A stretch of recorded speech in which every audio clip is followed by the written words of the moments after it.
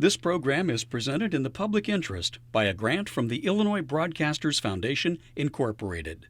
Information on careers in broadcasting is available at www.ilba.org. Support also comes from the Lincoln Academy of Illinois 2015 Friends. Information is available at thelincolnacademyofillinois.org/2015-friends. From the chambers of the Illinois House of Representatives at the Illinois State Capitol in Springfield, the Lincoln Academy of Illinois presents its 51st annual Convocation and Investiture of Laureates. Since its organization in 1964 and first Convocation and Investiture of Laureates in 1965, the Lincoln Academy of Illinois has recognized more than 300 people who have brought honor to their state in the spirit of that most famous Illinoisan, Abraham Lincoln. As laureates of the Lincoln Academy, each person represents a lifetime commitment to leadership and service to humanity. The Lincoln Academy of Illinois was patterned upon the learned academies of Europe and is unique among the 50 United States. Members of the nonpartisan, not-for-profit academy are appointed by the governor, who serves as its president. The academy meets each fall to select the laureates who will receive the Order of Lincoln the following spring. The Order of Lincoln is Illinois' highest award for individual achievement. Its colors of red, violet, and green represent the state bird, the cardinal, the state flower, the violet, and the state tree, the oak. The Lincoln Academy also recognizes leaders of the future by honoring the outstanding senior students at each of the state's 4-year degree-granting institutions of higher education in ceremonies held each fall at the Old State Capitol in Springfield. Tonight we add 6 more names to our honor roll of laureates. The first is a member of one of Illinois' pioneer families, friends and supporters of Lincoln, who has added his own remarkable chapter to his family's extraordinary history of service to this community, to our state and nation. 2 are distinguished physicians. One helped establish the unique educational institutions which trained surgeons here in this capital city and made his leadership of that institution a mission to surgical education everywhere. Another brought his extraordinary skills as a world-class epidemiologist to combat what is indeed one of our world's deadliest epidemics, violence in America's largest cities and in vulnerable and dangerous places around the world. Another, to be honored posthumously, was one of our nation's pioneer broadcasters who provided leadership to the communications industry nationally and served people in need locally, always quietly, usually anonymously. 2 are proud daughters of the land of Lincoln.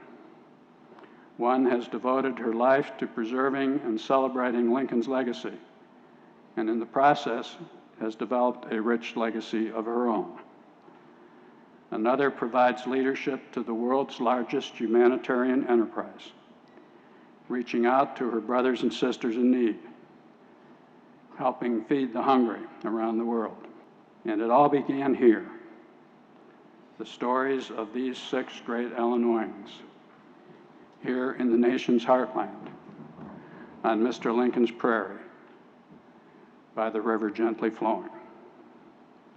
By thy rivers gently flowing, Illinois, Illinois. By thy prairies verdant growing, Illinois, Illinois. Comes an echo on the breeze, rustling through the leafy trees, and its mellow tones are these, Illinois, Illinois, and its mellow tones are these.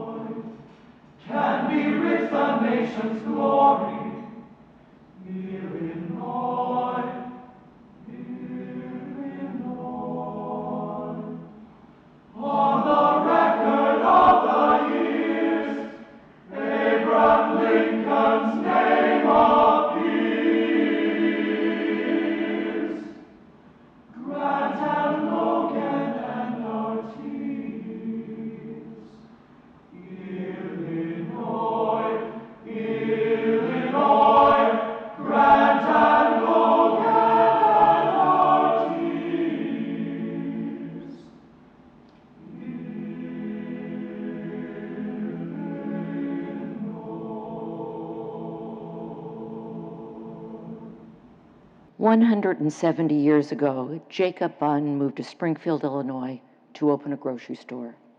Today, we gather in the name of one of his first customers, Abraham Lincoln, to honor Mr. Bunn's great-great-grandson, Arthur H. Bunn. Hi Bunn is the president and chief executive officer of Bunn-O-Matic, a leading global supplier of coffee and specialty beverage equipment. Not only has he succeeded in growing the Bunn Corporation into a corporate innovator, under his leadership, it has also become a world-class corporate citizen. Bunn Corporation employees have logged more than 12,000 volunteer hours with 250 organizations in the past 6 years through an innovative corporate program that provides paid time off for employees engaged in a wide range of community service activities. In 2012, Bunn launched the Development Guild, a group dedicated to transforming underserved populations around the world, enhancing Bunn's long-standing commitment of bettering not only the Springfield community, but communities around the globe. To receive the Order of Lincoln, from Springfield, Illinois, Arthur H. Bunn.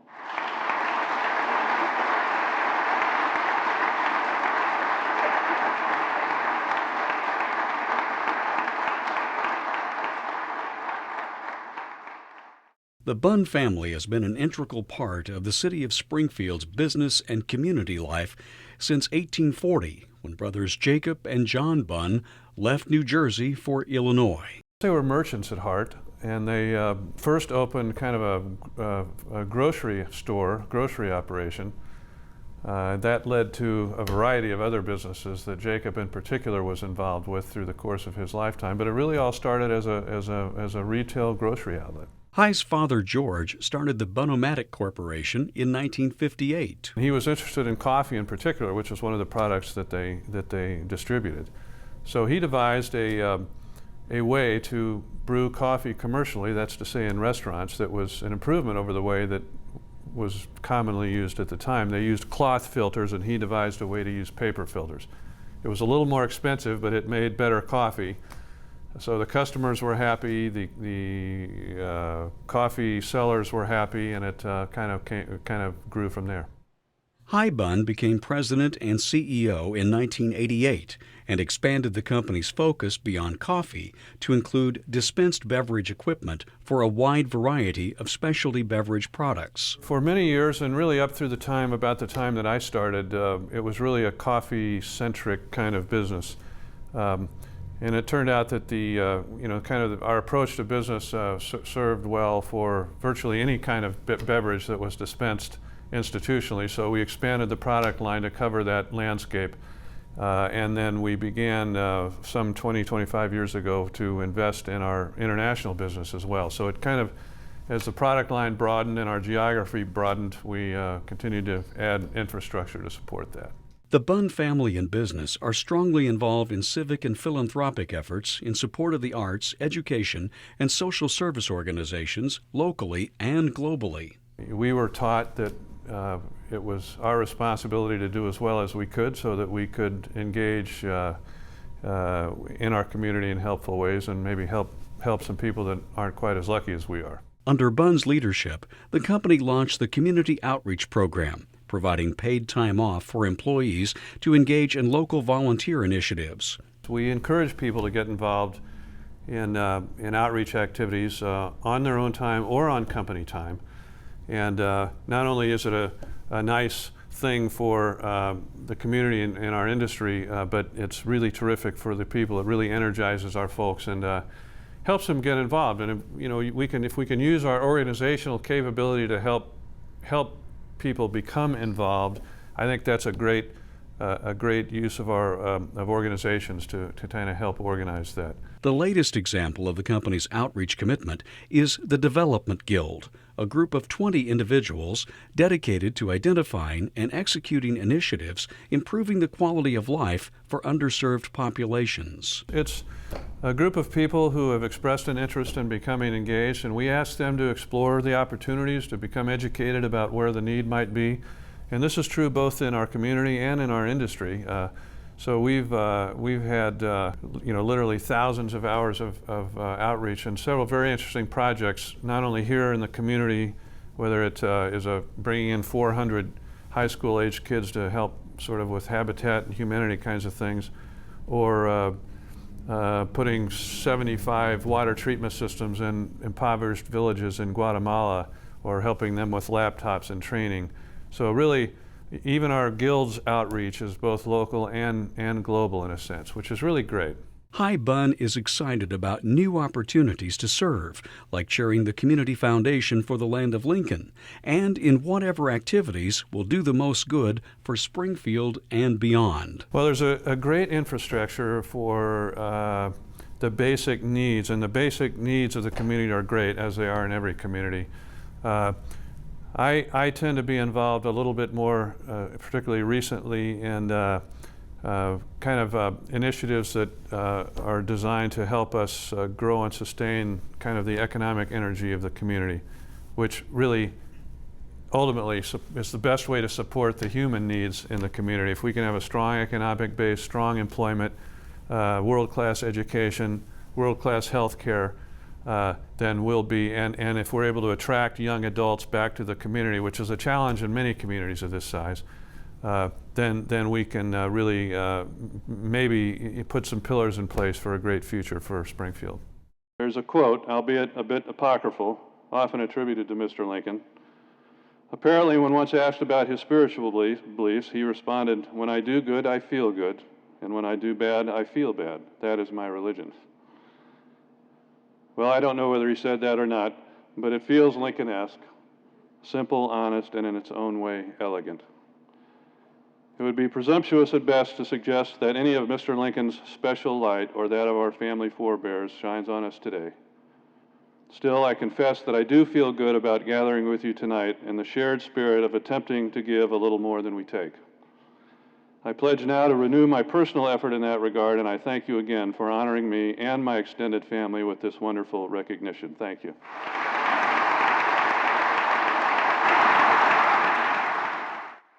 Ertharin Cousin is Executive Director of the United Nations World Food Program, the largest humanitarian organization in the world, feeding more than 97 million people a year in 80 countries, with a staff of 13,000 and a budget of $4.5 billion a year. Born in humble circumstances in Chicago's Lawndale neighborhood, she has gone on to serve as a member of the White House staff, as United States Ambassador to the United Nations agencies for food and agriculture, and as head of the U.S. mission to the United Nations agencies in Rome. Ambassador Cousin helped develop American and international policy during the earthquake in Haiti, the flooding in Pakistan, and the drought in the Horn of Africa. And she has devoted her life to raising awareness of food insecurity and chronic malnutrition across America and around the world, developing responses for immediate crisis situations, as well as practical long-term solutions for one of our world's oldest and most persistent challenges. "My mission is simple," she has said, "to end hunger in my lifetime." To receive the Order of Lincoln, the Honorable Ertharin Cousin.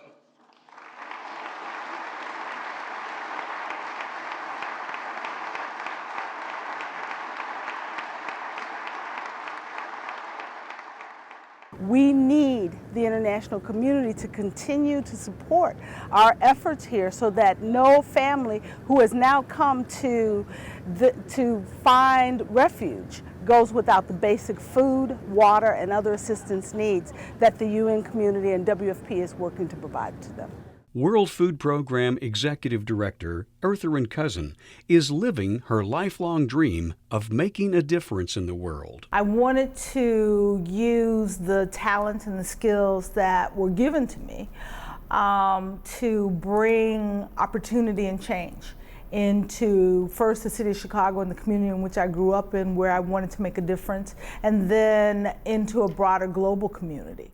Trained as a lawyer, Cousin's experience in the retail food industry with Osco and Albertsons in Chicago helped inform her vision for feeding the hungry. At Christmas time, I was responsible for ensuring that we had the right programs to provide support and assistance to needy families across the city of Chicago so that we could provide the turkeys and toys and things that they otherwise couldn't purchase for themselves because of lack of income. Cousin worked on food and agricultural issues during the Clinton administration before heading America's Second Harvest. There are some 56 million people in the United States who don't have enough income to provide the necessary nutritious food for themselves and their family for the entire month. Cousin served 3 years as U.S. Ambassador to the United Nations Agencies for Food and Agriculture in Rome before being named Executive Director of the UN's World Food Program in 2012. We're responsible for supporting the hunger needs of the most vulnerable populations around the world.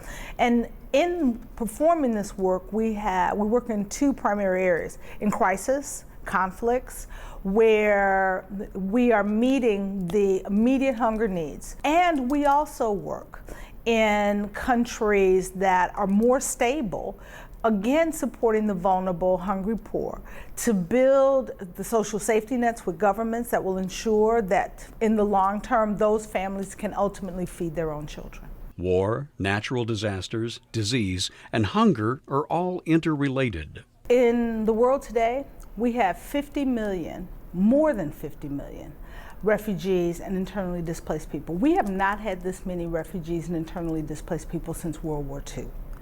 And WFP is responsible for working with the UNHCR, the refugee agency, to meet the food assistance needs of those people in conflict areas like Syria, Yemen, Libya, Central African Republic, Iraq.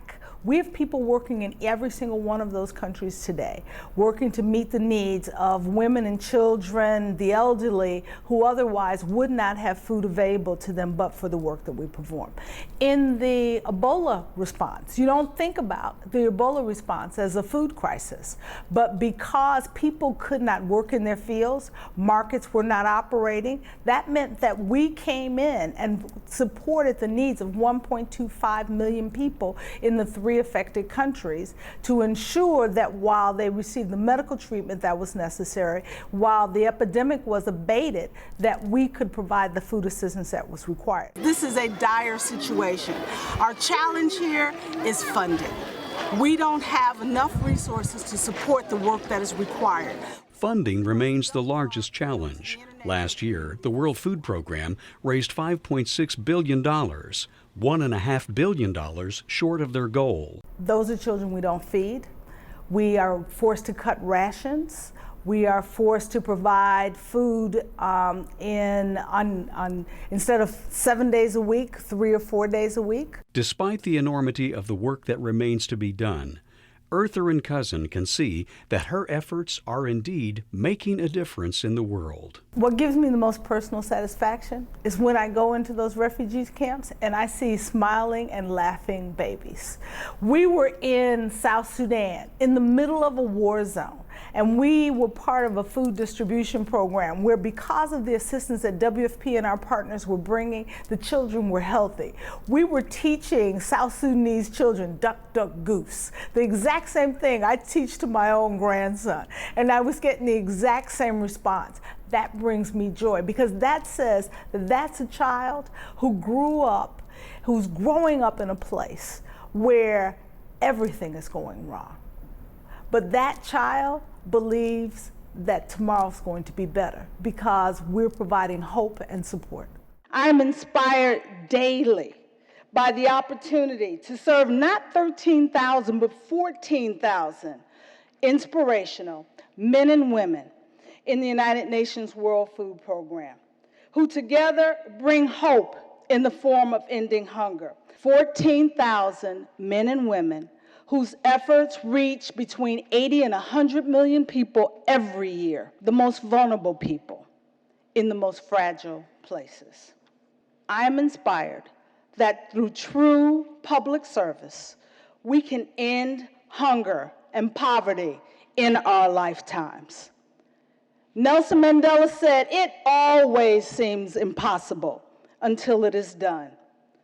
I proudly accept this honor to become a laureate of the Lincoln Society, and in the spirit of Lincoln, the impossible can be done.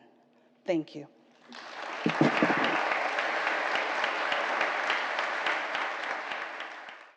Dr. J. Roland Folse has devoted his life to supporting the health of the communities he has served, both as a surgeon and as a medical educator.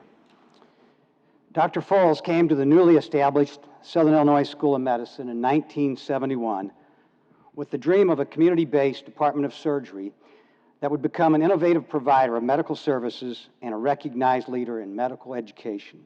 Dr. Folse has also done distinguished research in chronic pain, problems of the lungs, esophagus, and thyroid, as well as vascular and cardiac physiology. He has published nearly 100 articles in professional journals and spoken at numerous national forums. And he has recruited to Illinois world-class surgeons in plastic surgery, vascular surgery, orthopedic surgery, and urology, among others, all of which recognizes the truth of Emerson's observations, quote, that every institution is the lengthened shadow of one man. To receive the Order of Lincoln from Springfield, Illinois, Dr. J. Roland Folse.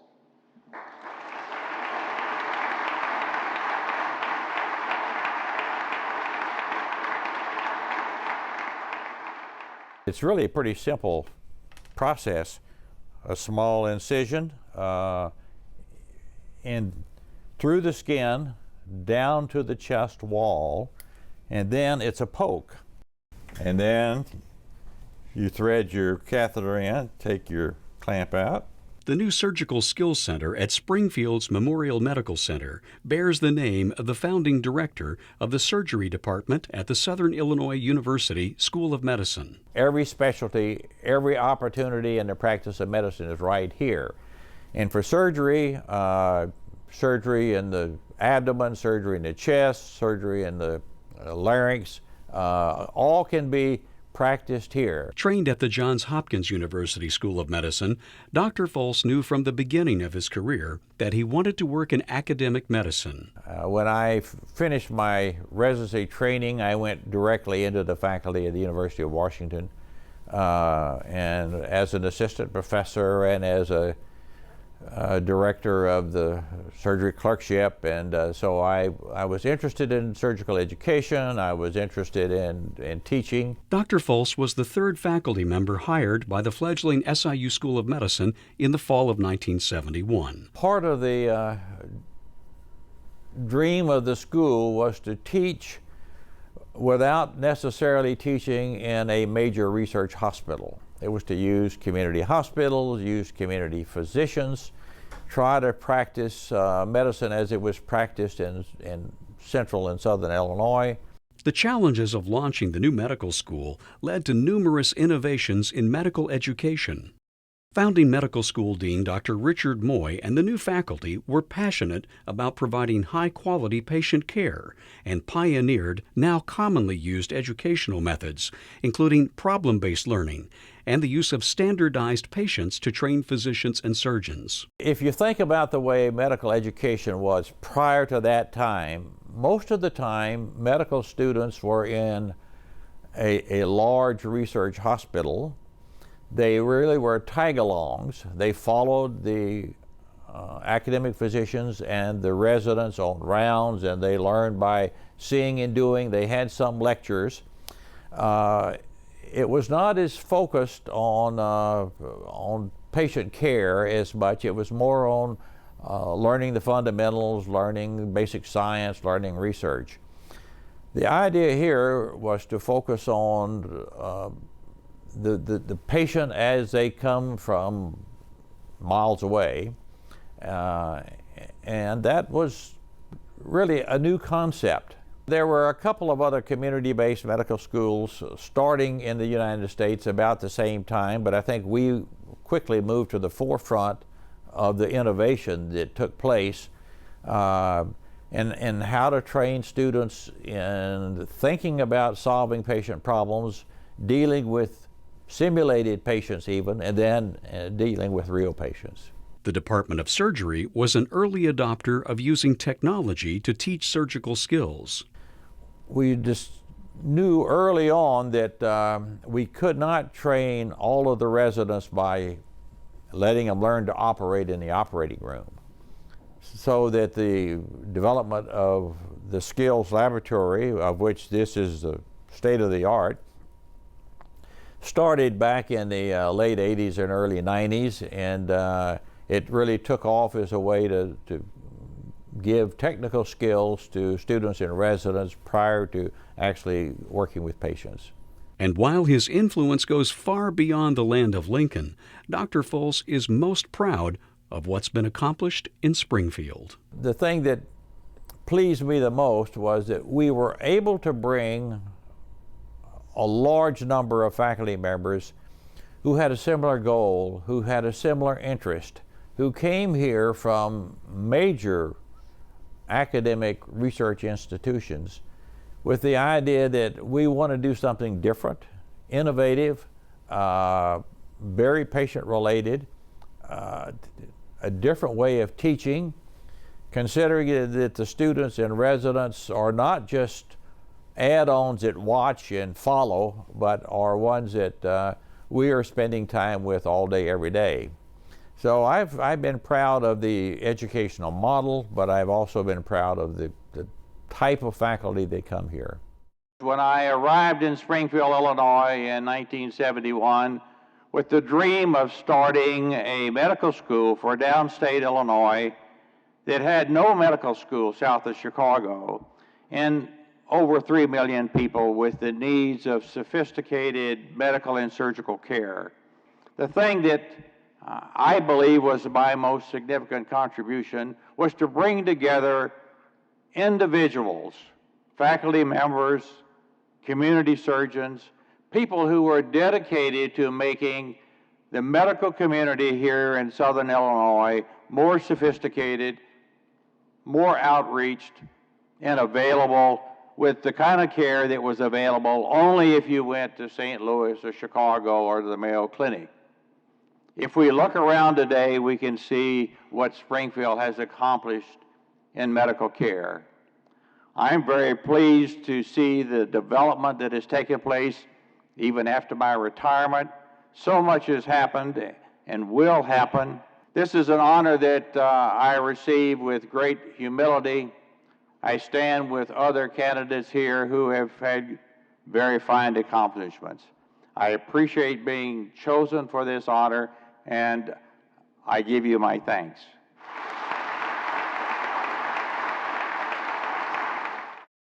Sarah Vaughn Gabbard is a recognized Lincoln Scholar and the Executive Director of the Friends of the Lincoln Collection of Indiana, which supports and celebrates one of our nation's most distinguished collections of Lincolniana. Born in Lincoln, Illinois, you could say that her connection to our 16th president was immediate. She has dedicated her life to helping others understand and appreciate Abraham Lincoln's life. She is the editor of Lincoln Lore, published quarterly, an essential tool for Lincoln scholars everywhere, and is the co-author of 4 highly regarded books, the most recent dealing with how America made war and peace in Lincoln's final year. She is also a contributing author to Lincoln Lessons, Reflections on America's Greatest Leader, a book dedicated to the ongoing wisdom and influence of our 16th president. To receive the Order of Lincoln from Lincoln, Illinois, by way of Fort Wayne, Indiana, and my fellow Illini, Sarah Vaughn Gabbard.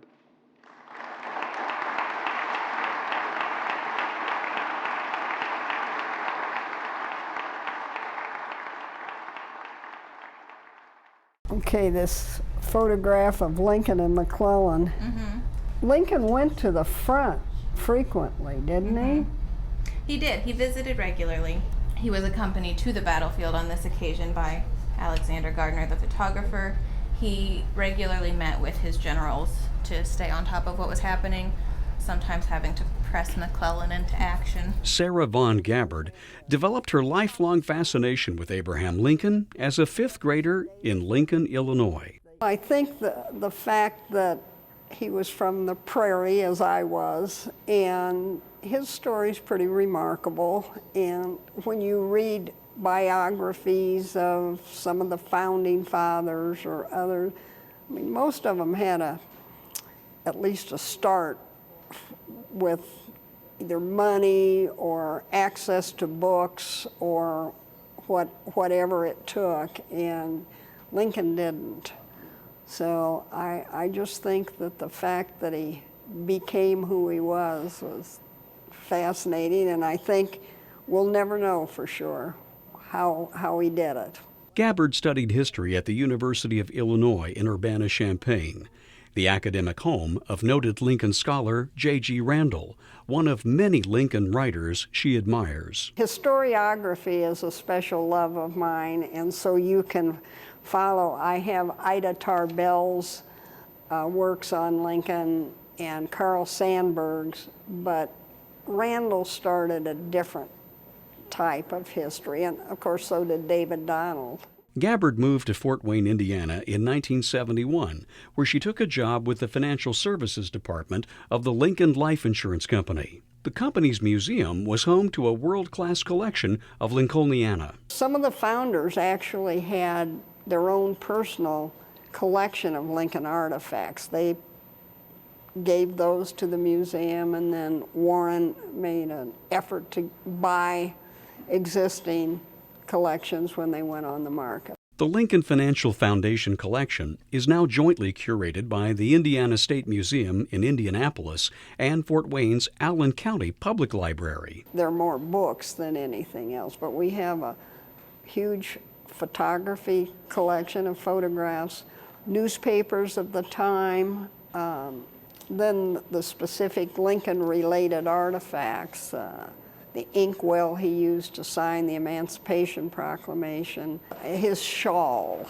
I love his shawl because he used to go back and forth from the White House to the telegraph office in the evenings to see how the battles had gone that day, and he would wrap himself in this shawl, and I find that a very personal, very moving artifact. Despite the wealth of material that's been published about Lincoln, Gabbard is confident there's much more to be learned about his life and times. There's some untapped ideas about, especially about his assumption of the war powers of the president. I think that this whole idea of precedent is very important. Gabbard continues publishing the Lincoln Lore newsletter and collaborating with other Lincoln historians. Her scholarship guided by a lifelong quest to learn as much as possible about our nation's 16th president. What I aim for, there are two things in any history book. One is, I didn't know that, or I never thought of it that way. And so with Lincoln, the latter is, well, I never considered that this experience might have led to this decision or something. So he's endlessly fascinating. My favorite quote from Abraham Lincoln is from his first inaugural address, given on March 4th, 1861. At the end of the talk, he expresses his firm belief that even though 7 states had already seceded and war clouds were on the horizon, he believed that Americans would eventually be bound together again because mystic cords of memory stretching from every battlefield and patriot grave to every living heart and hearthstone all over this broad land will yet swell the chorus of the Union when again touched, as surely they will be, by the better angels of our nature. It is my judgment that the state of Illinois and those involved with the Lincoln Academy have stayed true to that statement of mutual respect and admiration and accept the responsibility to see that the mystic chords of memory, which Abraham Lincoln took from his era back to the Revolutionary period, today now encompass New Salem and Gettysburg, the Emancipation Proclamation, the 13th Amendment, and sadly, Ford's Theater. Words cannot express my feelings upon the receipt of this award. I gratefully and humbly accept it on behalf of family, friends, and teachers along the way, and in appreciation for the fact that the directors of Friends of the Lincoln Collection of Indiana allow me to continue my own pursuit of mystic chords of memory. Thank you.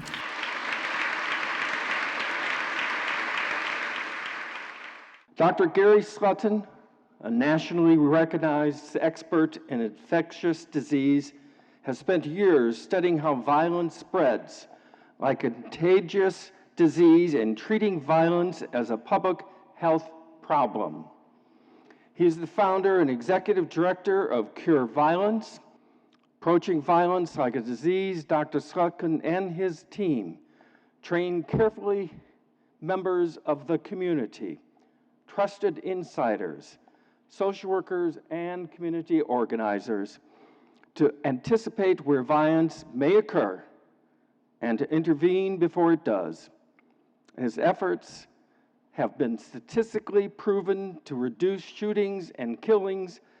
Cure Violence now has 23 program sites implementing the science-based health approach to violence across America, and additional partner sites in Trinidad, Honduras, Mexico, South Africa, Canada, and Colombia. To receive the Order of Lincoln from Chicago, Illinois, Dr. Gary Slutton.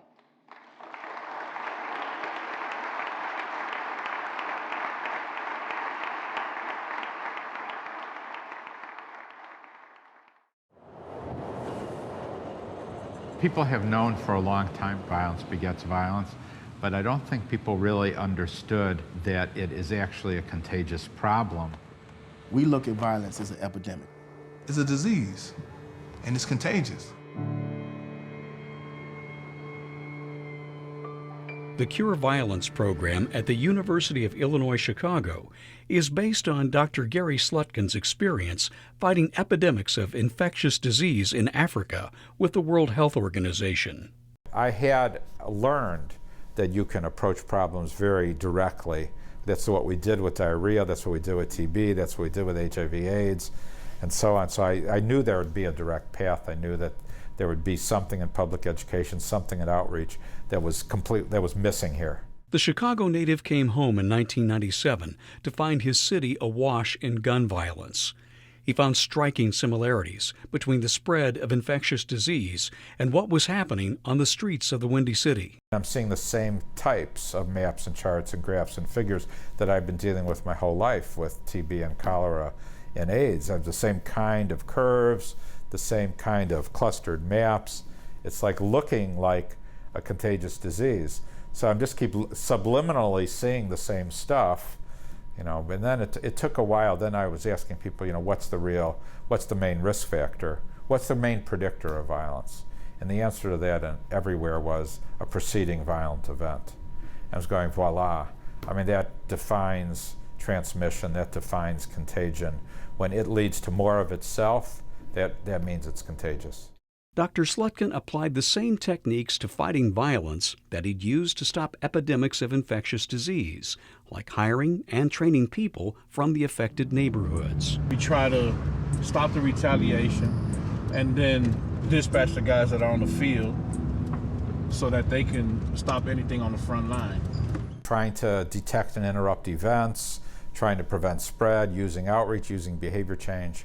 So the only adaptations occur that you need some additional specificity to the type of worker. Instead of a sex worker reaching a sex worker, or a mom reaching a mom, refugee reaching a refugee, you have someone who used to be involved in violence now reaching someone who isn't being involved with violence.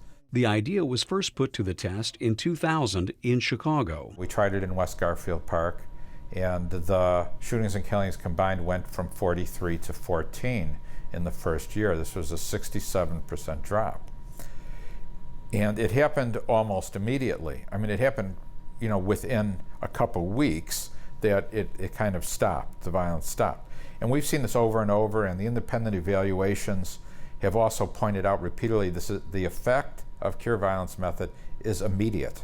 Independent studies by the Justice Department, Johns Hopkins University, and the Centers for Disease Control verified 40 to 70% reductions in violence. There's just one replication after another after another. And once we got these 2004 results, and then we got an independent evaluation, then we started to get visited by, you know, cities all over the country, actually all over the world. We just, like, for 2 or 3 years, in Mexico and Honduras, El Salvador, Trinidad, Jamaica, South Africa. We did an adaptation for the Kenya election, which went very, very well, the 2013 election. We worked in southern Iraq for 5 or 6 years, in Basra and also in Sadr City. Today, Dr. Slutkin wants to grow new interruption networks in Latin America and the Middle East, while constantly working to improve ways to spread the treatment model. Getting it into a Cure Violence 2.5 and a 3.0 level. We're starting to work with this more as a whole, not just the street violence, but work, because we now know that street violence and family violence and all these things interact with each other. So we're building out a larger health model for violence as a whole. We're a very small organization, but the way we work, which is a little bit like the way World Health works, is it's through being able to transfer the method. So we don't need that much in terms of, we don't have aspirations of being that big. We just want to help a lot. And so that's really transferring the methods. And so, yeah, it's always on my mind, how do we more efficiently train and help others do it? We in science have long learned that punishment is overrated. It isn't the principal driver.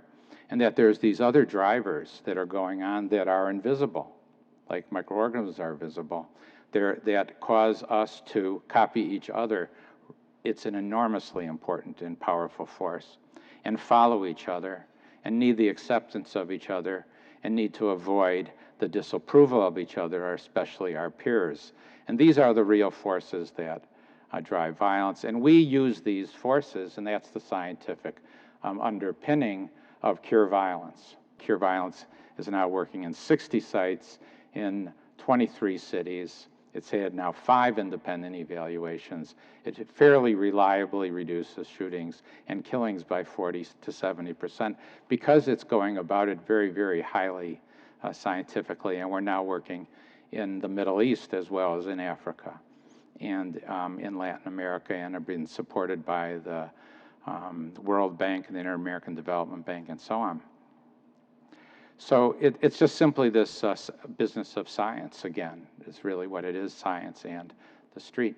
So with that, I'll thank you again and thank the Academy again and tell you how much I appreciate this award and also how much I appreciate talking to all of you. Thank you.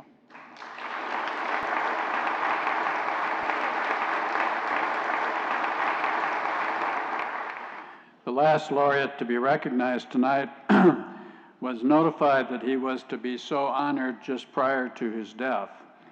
And the formal presentation was made posthumously at his memorial service by his good friend Dennis Lyle, a regent of the Lincoln Academy, where it was received on his behalf by his daughter Dana. Through the magic of television, we will now see a portion of that memorial service. Ladies and gentlemen, please welcome NAB's President and CEO. W. Russell Withers, Jr., Russ to his many friends, was one of a vanishing breed of broadcast pioneers and a powerful voice for local broadcasters at the state and national levels. He's a person who had a dynamism to him and quality to his words and his life that made you pay attention. Sort of a quintessential American entrepreneur. Not necessarily tall in stature, but tall in confidence and determination. And he made a difference. He was a fierce advocate. He was used to winning, and he won most of the time. And when he lost, he dusted himself up and start over and win again the next time. That's the essence of a great American citizen. Withers began his broadcasting career at KGBO in his hometown of Cape Girardeau, Missouri. He joined Lynn Broadcasting Corporation in Nashville, Tennessee in 1961 and quickly rose to vice president. In 1973, he launched Withers Broadcasting Companies in Mount Vernon, Illinois, which now owns 6 television stations and 30 radio stations in 7 states. As chairman of the Illinois Broadcasters Association and board member of the National Association of Broadcasters, Withers fought hard for his industry in Springfield and on Capitol Hill. I have always said that one person can make a significant change on Capitol Hill, or an impact on Capitol Hill. Russ always carried the broadcaster's message of service to the local community, and that's what we do, and that's what we do best. Russ could walk the halls of Congress with the great and famous, or with the average person with equal ease. He served his community, he served his people, he served his industry quite well. We need more broadcasters like Russ, very candidly. For over 20 years, he was a trustee and the largest fundraiser for the NAB's Political Action Committee. He was enthusiastic about the issues, and he worked on them. And he had fostered relationships with Illinois legislators, with senators from other states, and because he was so well spoken and he could make the issue very, very well and forcefully, he had influence. And there are a lot of folks that are as knowledgeable as Russ was, but they often didn't present the case as well as Russ did. Russ was a character. I mean, he was larger than life. He was bold, he was brash, he was opinionated, and he was not afraid to share his opinions with members of Congress.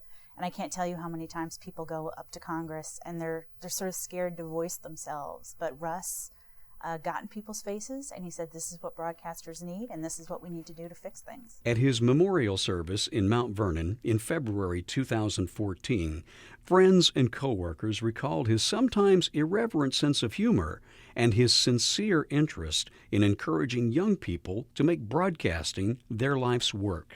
First time I ever saw Russ, I was a senior at SIU Carbondale. I was sitting in a radio sales class in 1976 when Russ walked into the room and was introduced as a guest speaker. As I enjoyed telling Russ many years later, the only thing I remember him saying was an opening joke about a bicentennial hooker. A joke which I will not repeat now. I remember nothing else. But I did remember this. I thought, this seems like a guy who would be fun to work for. And soon thereafter, I applied for a job at WMIX, and nearly 36 years later, I am still here. I have loved working for Russ and Dana. Withers was also remembered for his magnificent generosity of spirit as he reached out to the most vulnerable members of the communities his station served, always quietly, often anonymously. This was the Russ who quietly donated hundreds of pairs of shoes to children annually who needed new shoes here in this area. The Russ who gave scholarships to Southern Illinois University. The Russ who bought turkeys and hams and gave them to needy families or the police officers, the EMT, and the fire people here, and who never, ever wanted his name or Dana's or anybody's on the contribution, wanted it to be quiet. He was a broadcaster's broadcaster. He so loved and so lived our industry, stepping up to the plate, ready to face anything thrown his or our industry's way. His monumental contributions as an advocate for our industry are legendary, and his commitment to localism was second to none. We've lost a giant for sure. A leader Russell was. And I suppose those leadership skills is why Russ also served for many years and with great distinction as a trustee and regent of the Lincoln Academy of Illinois. The Lincoln Academy administers the Order of Lincoln, our state's highest award for professional achievement and public service. Russ was very proud of the Lincoln Academy and believed in its mission. He never for a moment thought that he himself might someday achieve the award. And so in November, when the Chancellor of the Academy told Russ that he had been selected as a laureate of the Lincoln Academy and recipient of the Order of Lincoln, Russ Withers, perhaps for the first time in his life, was virtually speechless. The last 12 months have been very difficult for Russ, as we all know. And he said later that being told of his selection to receive the state's highest honor was by far the happiest moment in an otherwise difficult and unhappy year. And so by the vote of the Lincoln Academy of Illinois, under the direction of its Chancellor, Tom Johnson, and in my capacity as a Regent of the Academy, it is with my great honor to confer the Order of Lincoln upon W. Russell Withers, Jr. of Mount Vernon, for his long and distinguished leadership to the communications industry and for his long and distinguished service to the people of Illinois. There you go. Thank you very much. We are honored that Dana Withers, Russ's daughter, is with us tonight and ask that she stand to be recognized.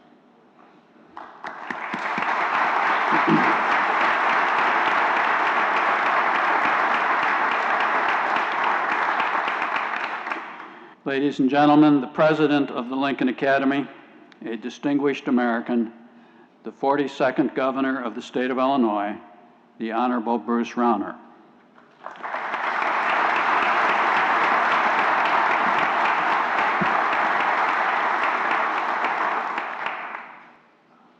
I am speechless in the presence of our inductees and our laureates here tonight. Could I ask for one more acknowledgement, one more round of applause for our new inductees?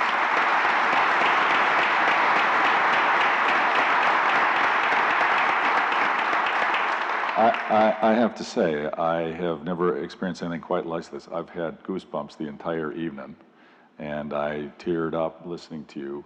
God bless you. God bless you. Thank you. You represent all that is good about Illinois.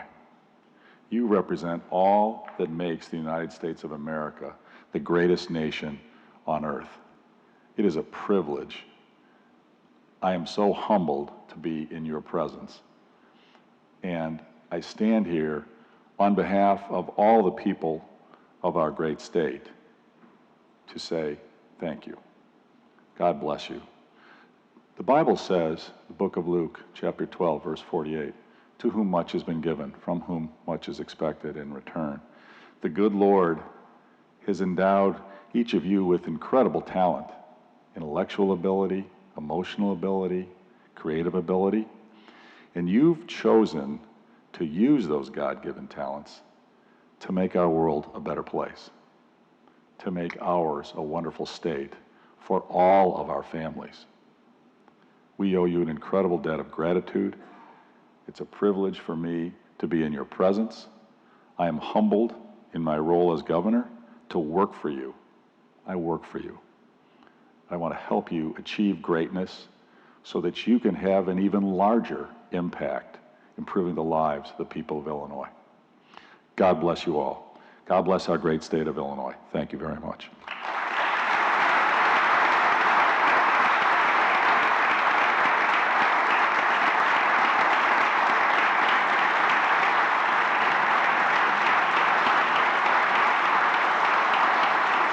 With a certain amount of relief and a great deal of pleasure, I am honored to announce that William Bennett of Chicago, Illinois, a Regent of the Academy, and our distinguished Vice Chancellor, with a little bit of gentle arm twisting, having been duly elected, will now assume office as the 10th Chancellor of the Lincoln Academy of Illinois.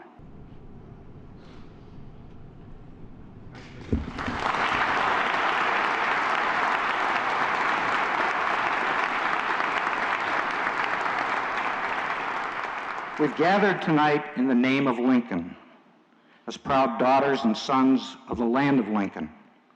And so we end our time here together with the words of Lincoln. It is for us, the living, to be dedicated to the unfinished work, he said. With malice toward none and charity for all, he said. Touched, he said, as surely we will be by the better angels of our nature.